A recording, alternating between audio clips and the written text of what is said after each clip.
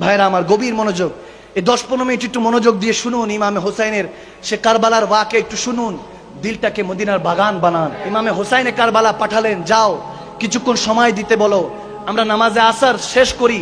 এদিক দিয়ে হলো নামাজে আসর শেষ করে ইসলাম জিন্দা করতে হবে, ওদিক দিয়ে এজিদিরা চিন্তা করছে ইমামে হোসাইনকে কতল করে শহীদ করে তারপর নামাজে আসর পড়বে।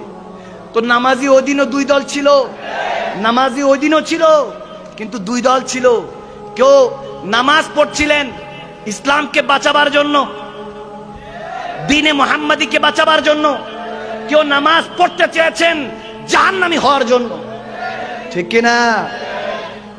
ইমামে হুসাইন যাদেরকে পাঠালেন তাদেরকে নির্মম ভাবে শহীদ করলেন। ওই নামাজি অবস্থায় ইমামে হুসাইনের গলার মধ্যে যখন ছুরি চালানো হচ্ছে, ছুরি তো চলে না, ছুরি চলে না। যখন ছুরি চলছে না, ইমামে হুসাইন বলতেছেন এখানে আমার মদিনাওয়ালার চুমু মোবারক আছে, আদর করেছেন, এদিক দিয়ে ছুরি চলবে না। সুবহানাল্লাহ বলে না, সুবহানাল্লাহ। এদিক দিয়ে ছুরি চলবে না। মৃত্যুকে বলতেছে পিছন দিক দিয়ে আয়, আল্লাহু আকবার বলেন না। উনি বলতেছে এদিক দিয়ে তলোয়ার চলবে না, পিছন দিক দিয়ে চালাও, পিছন দিক দিয়ে চলবে। তার মানে মৃত্যুরও সাহস নাই সামনে দিয়ে আসার। আরে বুঝলে তোমার হাবা, না বুঝলে আরো শুনে, মৃত্যুর ওই সাহস নেই, মালাকুল মউতেরও সাহস নেই সামনে আসার ইমামে হোসাইনে। কি বুঝেন, কি বুঝেন? ওদিন পিপাসিত হোসাইন ছিলেন না, পিপাসিত তো ফুরাত পানি ছিল, যে কেন জুবান মোবারকে লাগতে পারলাম না। ওদিন যখন মৃত্যু পিছন দিক দিয়ে আসতেছে, ওদিন বাচ্চাকে নিয়ে সামনে এসেছিলেন। আম্মা জান কেবলারা বলতেছেন যে বাচ্চাকে দেখান, হয়তোবা পানি দিবে, 3 দিন অনাহারি।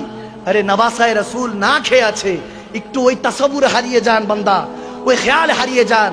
এই সেই সময়গুলি চলছে যখন নির্মম ভাবে রসুলে পাকের আওলাদদেরকে শহীদ করা হচ্ছিল।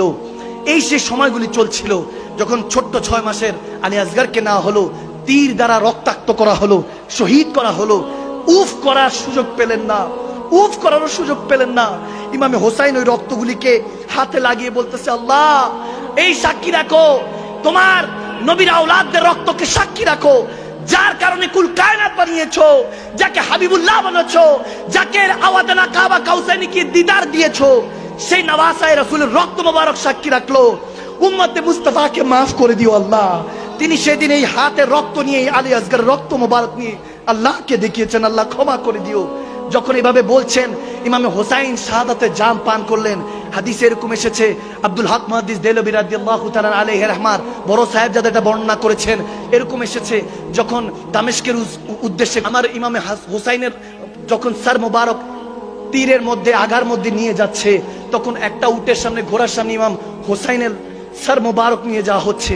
এর আগের ঘটনা আমার বলার মতো সাহস নেই, আমি সহ্য করতে পারবো না। পার্সোনালি মাকদুম সালমাদানি কি বর্বরতা চালিয়েছে, আমার সাহস নেই। আমি শুধু এতটুকু বলতে চাই, আগাজ দিতে চাই, শিখাবার জন্য, মহব্বত নিয়ে অন্তরের মধ্যে আহলে বায়াত রাসূল আরবির মহব্বতটা আনার জন্য। কারণ আল্লাহর হুকুম, কুল বলেছেন আল্লাহ, কুল লা আসালুকুম, আল্লাহ নবীজির ঋণ শোধ করবেন না, আজরান ইল্লাল মাওয়াদ্দাতা ফিল কুরবা। আল্লাহ নবীর মহব্বত, ঋণকে শোধ করতে হলে আহলে বায়াতের ভালোবাসার কথা বলেছেন। আল্লাহ শিখিয়েছেন যে ভালোবাসো বান্দা, বান্দা ভালোবাসো।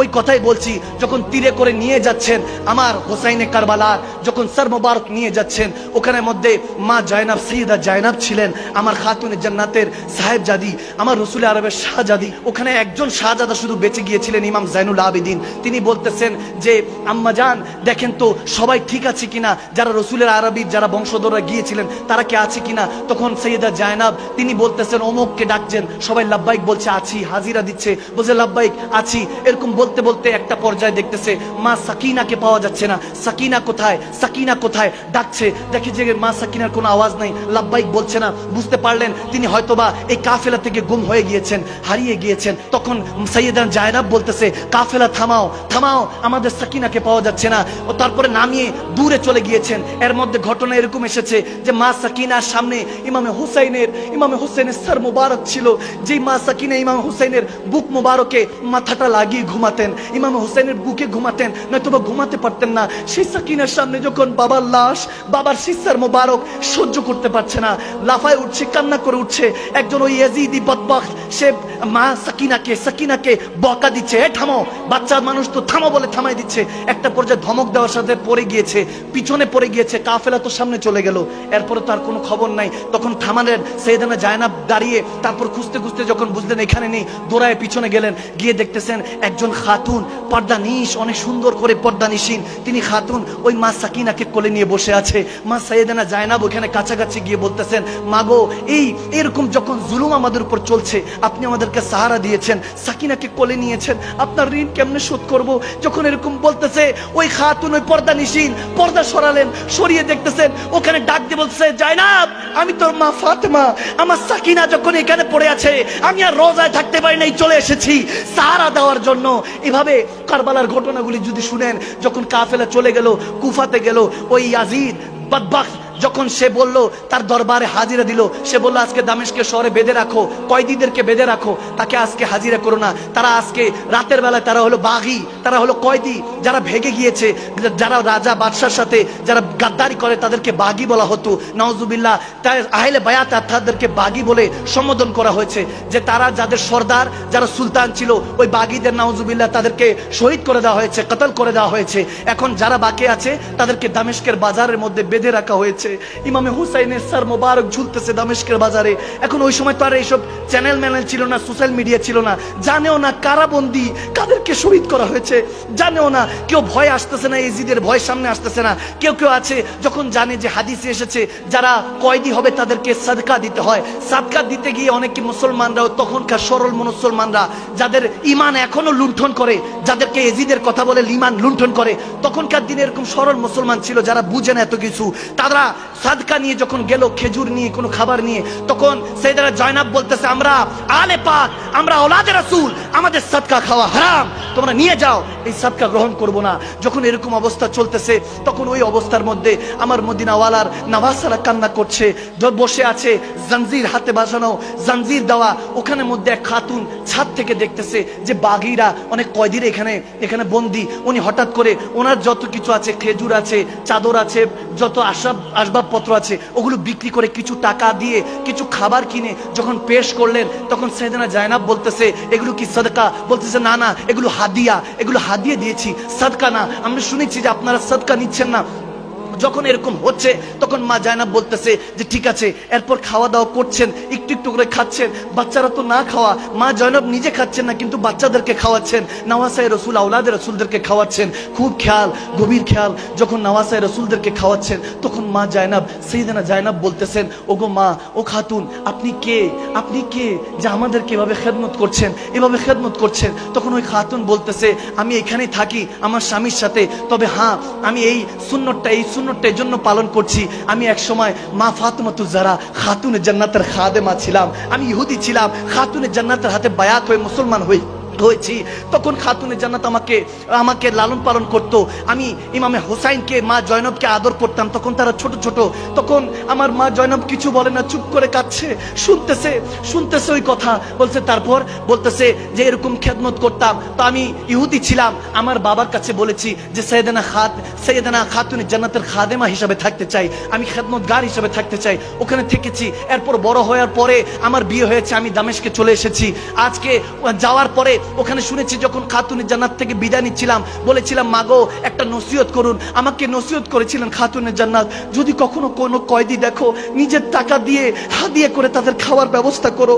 আজকে এর জন্য শুনে এসেছি, যেখানে কয়েদিরা এসেছে, খেদমত করতে এসেছি, সে তো বেখবর, জানেও না কাদেরকে খেদমত করছি, কাদের আওলাদ আজকে সুলিতে চড়ায় রেখেছে, কাদের ওই তীর বল্লম দিয়ে তাদেরকে আটকে রাখা হয়েছে, সার মোবারক ঝুলিয়ে রাখা হয়েছে, তিনি তো জানেন না। তিনি এরকম বলার পরে সেই মানা জায়নাব, সাইয়েদানা জায়নাব বলতেছে, তুমি কি কিছু চাও? কোনো দোয়া যদি চাও, আমরা তো কায়দি, আমরা দোয়া করব। তখন বলতেছে, একটাই দোয়া চাই, জীবনে মৃত্যুর আগে ইমামে হুসাইনকে একবার দেখতে চাই, মা জয়নবকে একবার দেখতে চাই। তখন সাইয়েদানা জায়নাব পর্দাটা সরিয়ে বলতেছে, দেখে নাও, এগো মা, আমি সেই জয়নব, আর ওই যে চুলির মধ্যে যার তার মোবারক দেখা যাচ্ছে ওখানে হোসাইন। এই সে হোসাইন, সে খাতুন একটা চিৎকার দিয়ে উঠলেন, বললেন আমার নওয়াসায়ে রাসূলদের এই অবস্থা কেন, কেন এই ইমতিহান? তখন আমার নবীর আওলাদরা না জায়নাব, মা জায়নাব বলতেছেন মুখটা মদিনা ওয়ালার দিকে ফিরিয়ে, মদিনা শহরের দিকে ফিরিয়ে, ইয়া রাসূলুল্লাহ, ইয়া নানা জান, দেখেন আজকে আপনার নামাজাদেরকে অন্তত কয়দি বানিয়ে তো খাওয়া দেওয়া হচ্ছে, আল্লাহ তো আমাদেরকে খাবার দিচ্ছে, এতটুকু শান দেওয়ার জন্য জাযাকাল্লাহ, আলহামদুলিল্লাহ, আল্লাহ ধৈর্য ধারণ করার তৌফিক দাও। এরকম যখন বলতেছে ওই খাতুন, ওই মাটা বেড়ে তখন ইয়েজিদের সাথে বলতেছে ইমামে হোসেনকে নামাও। ওখানে মধ্যে এরকম করছে কেন, চিৎকার দিচ্ছে তো। তখন ইয়েজিদি বাহিনীরা তাকে ধমক দিচ্ছিল। এখন দেখতেছে হাদিসের এই জায়গায় এসেছে এক ঈসাই ইমামে হোসেনের দিকে তাকিয়ে আছে। যখন ওই খাতুন চিল্লাচিল্লি করতেছিলেন, সে এসে বলতেছে এটা কার স্যার মোবারক, আমি তো ঈসাই, কিন্তু এটা কার স্যার মোবারক, এত নুরানি কেন, মনে হচ্ছে জুবান দিয়ে কিছু একটা বলতেছে। যখন এরকম বলতেছে, ওই মা বলতেছে যে আরে এই যে যাদেরকে আটকে রেখেছে এরা হলো নওয়াসায়ে রাসূল, রাসূলের যে কালমা পড়ে মুসলমান হয়েছি তাদের নওয়াসা, তাদের আওলাদ। ইনি হলেন তিনার শাহজাদা, জান্নাতদের সর্দার, যুবকদের সর্দার। ওই ঈসাই যে কাফের ছিল, সেই ইমামে হোসাইনের চেহারা মোবারক দেখে বলতেছে এ হোসাইন, সাক্ষী দেখেন আমি কালমা পড়ছি লা ইলাহা ইল্লাল্লাহ মুহাম্মাদুর রাসূলুল্লাহ সাল্লাল্লাহু তাআলা সাল্লাম। আপনি সাক্ষী দেখেন যে আপনার নাম ধরে আপনাকে সাক্ষী রেখে আমি কালমা পড়লাম। সে তলোয়ার বের করে ওখানে হাজারো ইয়েজিদির গর্দা ফেলে দিল। সব ইয়েজিদিরা মিলে তাকে তলোয়ার দিয়ে কত বিক্ষত করে ওখানে শহীদ করে দিলেন। হয়তো ওই দিন তিনি বলছিলেন ये नाज ये अंदाज हमारे नहीं होते, अगर झोली में टुकड़े मुस्तफा तुम्हारे नहीं होते, मिट्टी हुजूर नाब के दर से भी इस मंगतों के यहाँ गुजारे नहीं होते। হয়তো ওই দিন বলছিলেন हुसैन जिंदा है, कल भी जिंदा था, आज भी जिंदा है, सुबह क़यामत के बाद भी जिंदा रहेगा। हम हसानी है, हम हुसैनी हूँ, जब तक दम रहेगा तब तक इमाम हसन हुसैन का नाम चलेगा। सुभान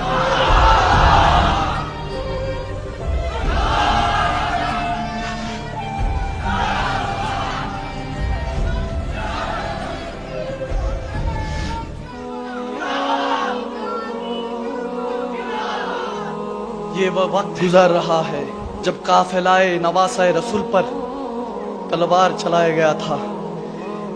ये वो वक्त है। शान देखो करबला, जिंदा देखो करबला, मन থেকে ডাকো যে ইয়া হুসেন।